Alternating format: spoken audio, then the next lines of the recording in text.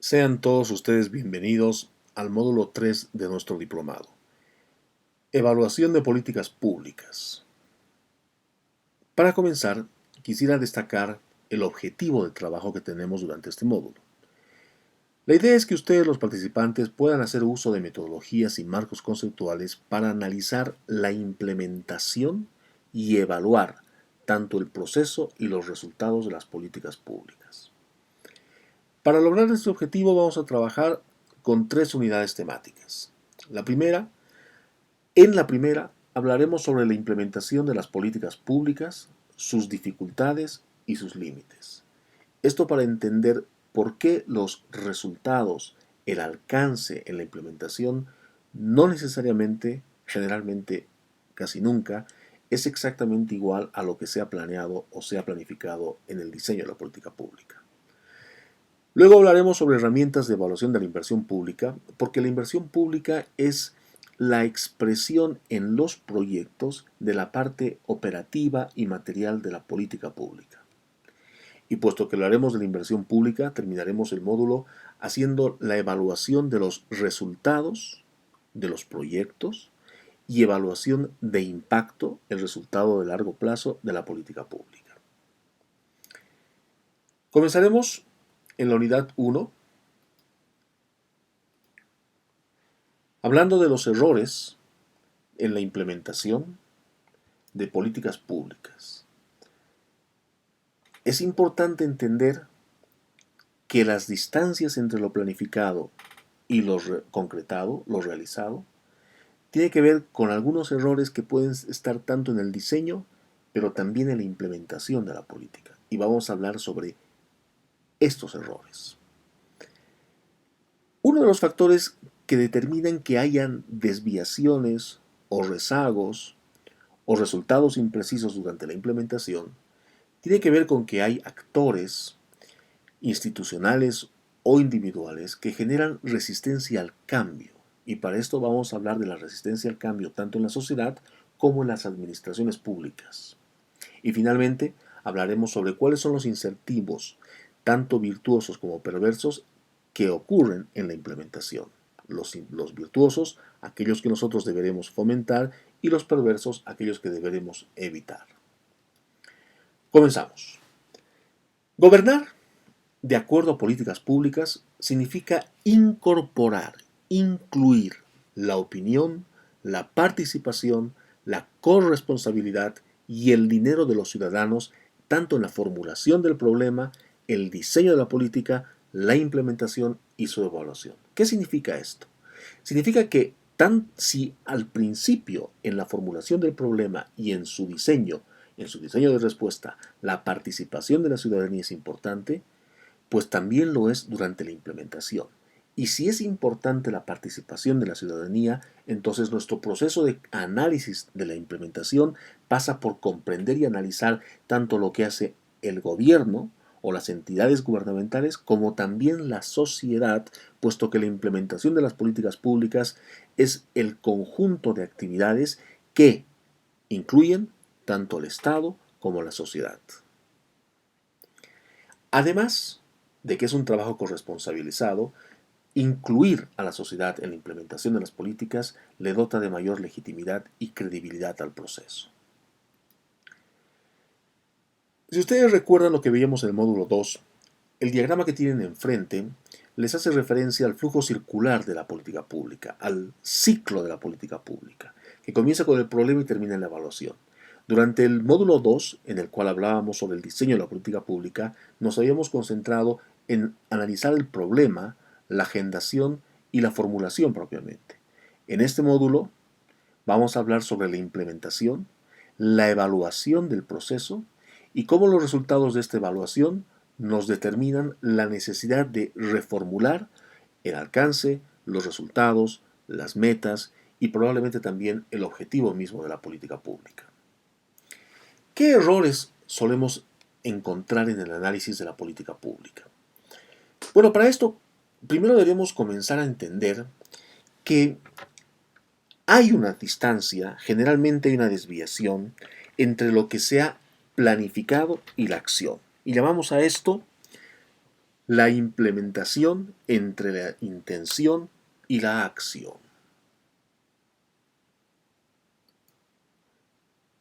La implementación de las políticas abarca todas las acciones que se han realizado, tanto por individuos o como grupos de la sociedad, tanto públicos y privados, como también las entidades propiamente gubernamentales. Actividades realizadas con miras a la realización de los objetivos que se han previamente definido en el diseño de la política pública. A estas acciones, que pertenecen tanto a esfuerzos momentáneos por traducir las decisiones en propuestas operativas, como los esfuerzos prolongados para realizar los cambios, son a esas acciones las que llamamos el proceso de implementación de la política pública y las que merecen la evaluación sobre las que estamos trabajando ahora. Debe distinguirse entre la implementación de la política, la parte correspondiente a la ejecución o el desempeño, y a lo que generalmente nosotros denominamos impacto de la política pública. Es decir, desde el punto de vista del análisis y la evaluación, una cosa es analizar y evaluar el proceso propiamente de la ejecución o el desempeño en la implementación, y otra cosa es evaluar los resultados que la política, que la política nos ha llevado en largo plazo, que es lo que llamamos impacto. Son conceptos evidentemente diferentes, aunque están correlacionados. Entonces, algunos errores que se presentan en la implementación tienen que ver con el proceso y no solamente con el resultado final de la política. El estudio del impacto de la política tiene que ver con las consecuencias, con aquello que ha transformado la política pública en la sociedad. Y entonces acá corresponden dos preguntas centrales. Por ejemplo, ¿cambian las prácticas de tolerancia en las escuelas como resultado de una decisión legislativa? Entiéndase en esta pregunta un ejemplo fundamental. Si el problema de la política pública hubiese sido la tolerancia, entonces la pregunta fundamental es, al implementar la política, ¿cambió algo? ¿Hubo un cambio? Otra pregunta de ejemplo. ¿Mejoran las habilidades para la lectura o para las matemáticas de los niños en desventaja a causa de la aplicación de un programa educativo innovador? El programa educativo va a ser un proyecto, va a ser un programa que se está implementando, pero ese proyecto o ese programa necesariamente debe generar un cambio, en el ejemplo que pongo, respecto a las habilidades de lectura o de las matemáticas de los niños. Entonces, si no hay este cambio, si no hay esta mejora, no podemos hablar de el resultado positivo de la política. Ahora, evidentemente, como lo plantea la pregunta, la primera en particular, el cambio puede ser positivo, puede ser negativo. Por supuesto que si es negativo, no es resultado de la intencionalidad de la política, sino es resultado de los errores de la política. En el segundo caso, si las mejoras en las habilidades de lectura o de matemáticas en los niños no son tan altos como se habría planificado, es que han existido errores en la implementación que nos han llevado a alcanzar resultados muy por debajo de lo que se había planificado o esperado. Por tanto, si estamos hablando de procesos y resultados, todo este análisis debe o puede resumirse en dos preguntas simples pero centrales. La primera es, ¿qué ocurrió? Es decir, ¿cuáles son los resultados a los que hemos llegado? Los estudios sobre el impacto de la política nos llevan a esa pregunta. ¿Qué ocurrió? ¿Cuáles son los resultados logrados? Pero la siguiente pregunta, que es aún más trascendental, es ¿por qué ocurrieron las cosas de esta manera, de forma tal que logramos estos resultados? Y aquí entonces en las dos preguntas, ¿qué ocurrió y por qué ocurrió de esta manera?, estamos sintetizando la diferencia del análisis entre el proceso y los resultados. Imaginémonos que la respuesta a la primera pregunta es, ocurrió que se cumplieron todos los objetivos que se habían planificado. La pregunta es, ¿por qué ocurrió esto? ¿Qué nos llevó a ese éxito? ¿Qué determinó que hayamos alcanzado el resultado y las metas planificadas? En el caso opuesto, si la respuesta a la primera pregunta es que no hemos logrado cumplir las metas establecidas, Entonces en ese caso la pregunta es, la segunda pregunta nos lleva a identificar en el proceso los errores, las falencias, los excesos, los límites, las desviaciones que nos llevaron a un resultado no deseado. Tienen ustedes en la pantalla un esquema de fundamentalmente 6 elementos centrales. Este es un modelo del proceso de implementación de políticas y es necesario comprenderlo porque es el marco analítico para analizar, valga la redundancia, y comprender el proceso y la vinculación del proceso con los resultados. Si ustedes en la pantalla me siguen por favor a donde estoy indicando con el mouse, vamos a tener en esta primera parte 3 elementos en un enfoque de sistema de entrada. Al centro, cómo esos insumos o elementos de entrada se van transformando en los elementos de salida, que son los resultados, que propiamente es la ejecución. ¿Cuáles son los elementos de entrada de análisis? Por ejemplo, los objetivos de la política, los estándares que se han definido, las metas, los recursos con los cuales la política cuenta o se ha diseñado, se han incorporado en el diseño para su implementación. Entonces, objetivos, metas, resultados y recursos son transmitidos, comunicados a las diferentes organizaciones que son responsables de su implementación, en actividades, por ejemplo, de inducción o de comunicación. Estas actividades de inducción y comunicación son dirigidas a las instituciones o agencias responsables de la implementación. Y entonces, en este nivel, el análisis tiene que ver con las características de esas instituciones. Voy a ir un poquito atrás para orientarnos a dónde estamos yendo. Acá la pregunta de análisis podría ser la siguiente.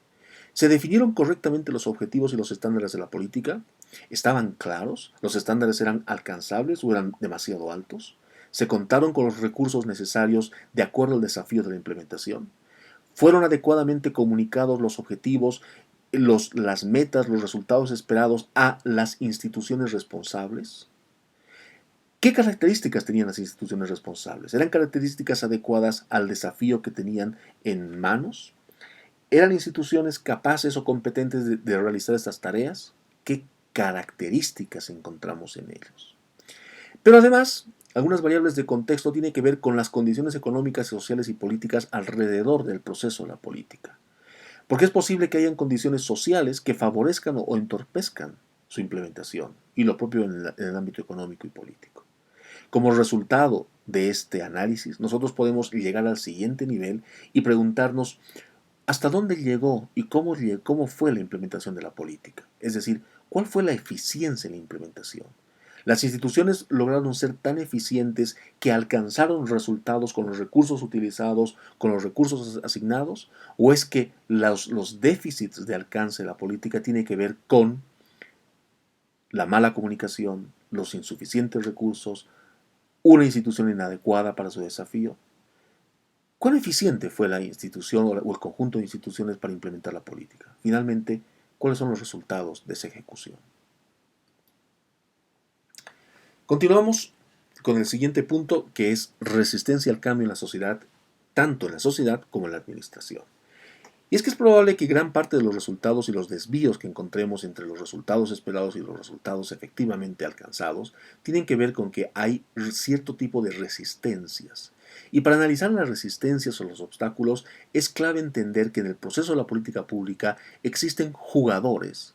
Y entre los jugadores hay algunos que tienen una capacidad de veto en el sistema político, es decir, aquellos que rechazan el cambio y que están a favor del status quo. Cada sistema político, en Bolivia o en cualquier otro contexto, siempre existe en ellos una configuración de jugadores, actores, con veto.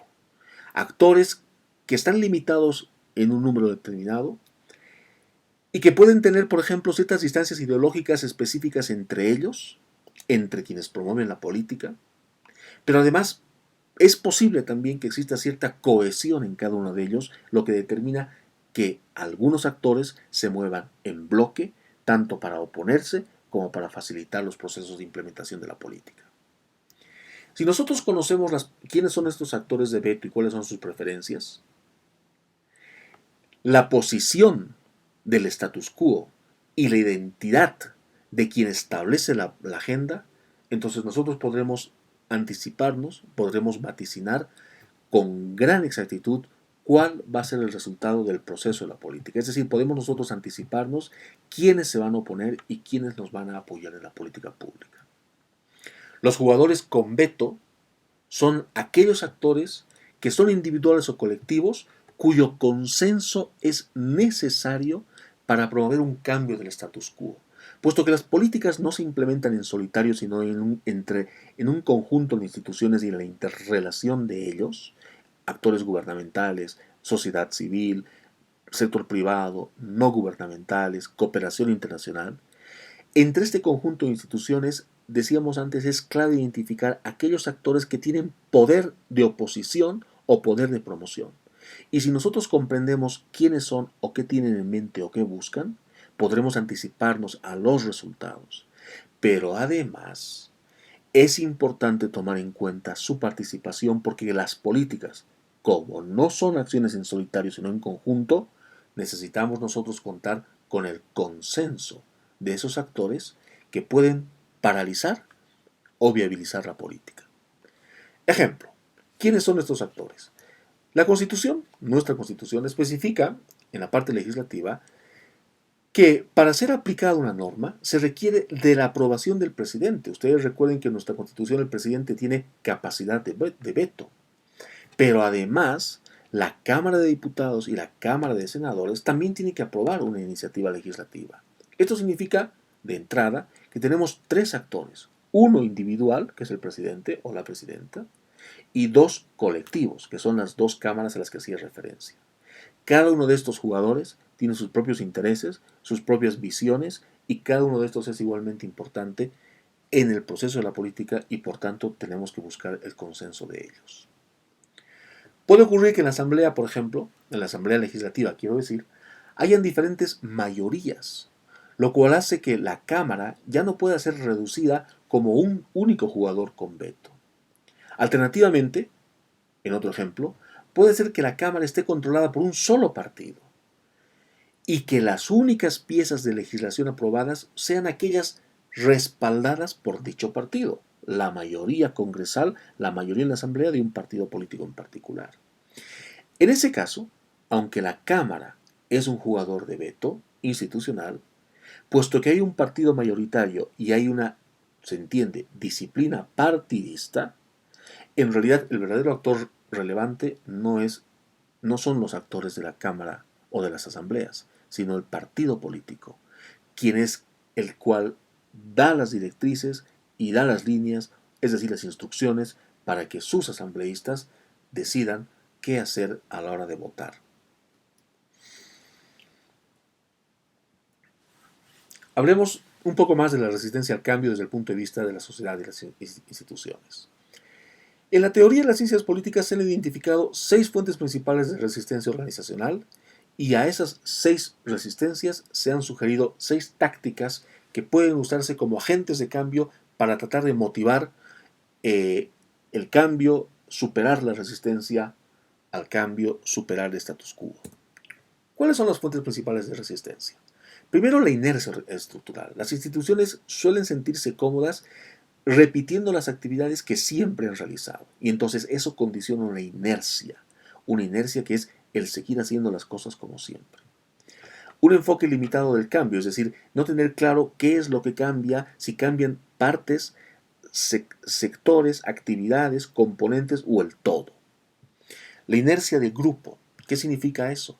Que es posible que haya una persona que esté a favor de una norma, a favor de un cambio, pero el resto de sus colegas, de sus equipos, pueden preferir el status quo y entonces esta persona que estaba apoyando el cambio termina siendo dominada, eclipsada por sus colegas que no estaban a favor del cambio. Un ministro que apoya una reforma versus otros ministros que prefieren que las cosas sigan como siempre.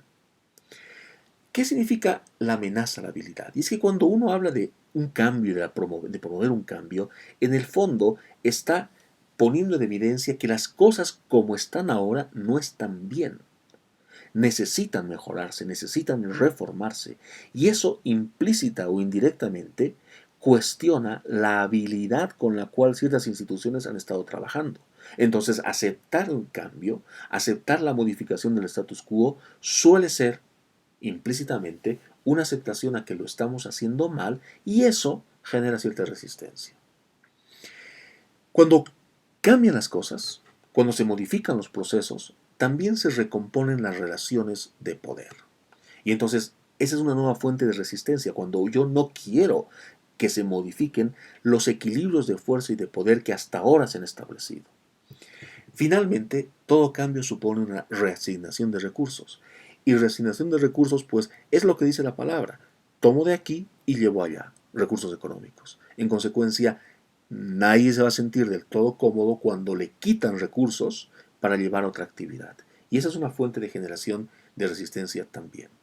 Ante estas 6, ¿qué tácticas se recomiendan? A ver, más que recomendar, ¿qué tácticas existen? La primera, trabajar en educación y comunicación. Educación y comunicación que faciliten el apoyo. Una menos recomendable, pero que existe y que es necesario ponerlo sobre la mesa, es el juego político de la manipulación y la cooptación. Evidentemente menos recomendable, pero por supuesto, según el régimen político o la visión del gobernante, también es una arma o una herramienta que está en sus manos. Una tercera táctica es promover la participación, y es que mucha gente se resiste al cambio porque se siente excluida, ¿no? Me quitan los recursos, me recomponen el poder, dicen que yo no lo he hecho bien y por eso hay que cambiar las cosas. Entonces la participación, pero la participación inclusiva, suele ser una estrategia muy efectiva para favorecer los cambios. La negociación. La negociación, puesto que este es un proceso político, la negociación suele ser una herramienta estratégica importante. Y finalmente, tal vez no la más recomendable tampoco, pero sí efectiva según el contexto, es la coerción y es la imposición de la fuerza por encima de la razón. Y no nos olvidemos que en algunos contextos políticos el Estado pues llega a hacer uso de su poder, de su fuerza, para imponer ciertos criterios o formas de pensamiento. En todo caso, más allá de la imposición y más allá de la coerción, más pensando en el lado de la participación y de la negociación, es necesario reconocer que hay incentivos siempre que favorecen los cambios, como que también hay incentivos perversos que los impiden. Algunos incentivos favorables. Es siempre preferible que los funcionarios sean honestos a que sean muy efectivos, pero corruptos. El asunto no es tan simple. Con dirigentes honestos, pero sin talento para generar resultados, no llegamos a nada. Sí, y acá hay una dicotomía. Pero, repito lo que decía antes, al llegar a lograr resultados con caminos o con estrategias poco éticas o poco legales, es preferible quedarnos en el ámbito de la legalidad, de la honestidad, de la transparencia, aunque los resultados sean un poco más conservadores. Lo ideal es que la base directiva de los gobiernos esté integrada por funcionarios decentes y talentosos. Entonces, ante esto, ¿qué debemos hacer? Pues trabajar en incentivos de acuerdo a una mecánica que promueva los resultados positivos. Por ejemplo, si se desea realmente integrar equipos de trabajo honestos y eficaces en cada uno de las unidades de trabajo, de los ministerios, de los viceministerios, de las departiciones gubernamentales, se debe buscar, en primer lugar, premiar el esfuerzo y la transparencia y los resultados de manera colectiva, no individual. La mejor manera de socavar y destruir un equipo de trabajo es incentivar lo individual. Un ejemplo sencillo que tiene que ver con el fútbol para que lo comprendamos. Antes, cuando se premiaba, de hecho económicamente y con trofeos, a aquel jugador que hacía más goles, a aquel jugador que destacaba más, había una especie de pacto implícito para que ese goleador o ese jugador estrella pues no se lleve todos los méritos. Claro, porque si todo el equipo hace el juego y resulta que el goleador que está esperando frente al arco es el único que participa metiendo los goles en una única jugada y se lleva todos los premios, el resto del equipo se desmotiva. ¿Cómo ha cambiado ahora el sistema de premios en el fútbol? Pues el premio es el mismo para todos los jugadores, hayas metido o no hayas metido gol, hayas jugado o no hayas jugado. Todo el mundo recibe la misma recompensa, la misma medalla de oro, el mismo incentivo económico y en consecuencia se fomenta el trabajo en equipo porque sabes que independientemente de que quién mete el gol o quién esté en la cancha, todo el equipo lo está apoyando y eso es fundamental. En el caso del gobierno, normalmente no se plantean, y esto tiene que ver con la legislación sobre todo, incentivos para los servidores públicos, ni en lo individual ni en lo colectivo. Por ejemplo, yo no he visto con mucha frecuencia, de hecho casi nunca, que hayan recompensas económicas o de otro tipo ante un buen desempeño. Lo que sí he visto es que hay sanciones ante un mal desempeño. Entonces, si no hay incentivos por los buenos desempeños, y a veces los incentivos económicos suelen ser los más importantes, no son los únicos, pero son los más importantes, entonces los empleados buscan medios, canales, caminos, no morales, no legales, vinculados a la corrupción para recompensarse a sí mismos. Entonces, si se quiere lograr disminuir o eliminar la corrupción, se debe tomar en cuenta la naturaleza humana, esa naturaleza que busca una compensación mayor a la que tiene, con un planteamiento como por ejemplo, si vamos a eliminar los estímulos perversos de la corrupción, entonces tenemos que sustituir esos estímulos que corrompen a la gente por un programa de incentivos virtuosos basados en los resultados. Es decir, la corrupción no se la elimina solamente persiguiéndola y castigándola, sino además incorporando un sistema de incentivos que premie, que recompense el logro de los resultados. Si se quita un incentivo perverso, se debe brindar otro virtuoso para que no exista este vacío que genera ansiedad en las personas al verse sin las posibilidades de obtener esos recursos, aunque poco éticos y nada legales, extraordinarios a su beneficio. Los incentivos son señales, informaciones o datos que nos sirven para hacer o dejar de hacer una determinada acción o actividad. Por supuesto que no todos los incentivos que se nos ofrecen debe ser en dinero, en metálico. Las personas, los humanos, también respondemos a motivaciones de otra índole, como por ejemplo el orgullo personal, la recompensa, el reconocimiento a los valores que tenemos, a los logros que hemos obtenido. Valores y creencias son temas que deben ser reconocidos y son temas que deben ser resaltados y las personas también reaccionamos positivamente a esto. Quedémonos solo con los incentivos monetarios, no es la mejor salida. Aunque a diferencia de los otros tipos de incentivos, estos son más explícitos, son más visibles y son más cuantificables. Para que el incentivo monetario funcione, tiene que estar en sintonía con el efecto esperado. Se puede decir que con un incentivo se busca una consecuencia intencionada. Entonces, cada incentivo económico tiene que ser coherente con el objetivo que se busca. Ejemplo, transferencias condicionadas en efectivo. ¿Qué significa eso? Que, bueno, hay programas gubernamentales de transferencias de dinero que están dirigidas específicamente al logro de un resultado. Si usted logra este resultado, recibe esta transferencia y ahí hay una coherencia entre el diseño y el resultado buscado. Pero también hay incentivos económicos que porque están mal diseñados o no relacionados el resultado con el monto o con la remuneración económica o la recompensa económica, generan este tipo de incentivos algunos resultados adversos o perversos. Y llamamos a estos incentivos perversos. Y son aquellos incentivos que el gobierno, las entidades gubernamentales deben observar y detectar oportunamente para corregirlos. Ustedes en la pantalla, en la parte final, pueden ver un ejemplo que hace referencia a los bonos a mujeres embarazadas. Y esto es un caso de estudio que ha ocurrido en Bolivia, pero sí en varios escenarios de estudio de las políticas públicas. Casos como por ejemplo el siguiente, ¿no? Programas gubernamentales que crean bonos para mujeres jóvenes embarazadas, el primer embarazo temprano, en un contexto de no apoyo familiar, no hay pareja, y las mujeres, pues en esas condiciones necesitan un apoyo gubernamental para llevar adelante su embarazo y no interrumpirlo. Y se entiende que la interrupción es un escenario, una situación o una salida no deseable. Entonces los gobiernos crean programas económicos para apoyar a las mujeres en su embarazo precoz y sin apoyo familiar.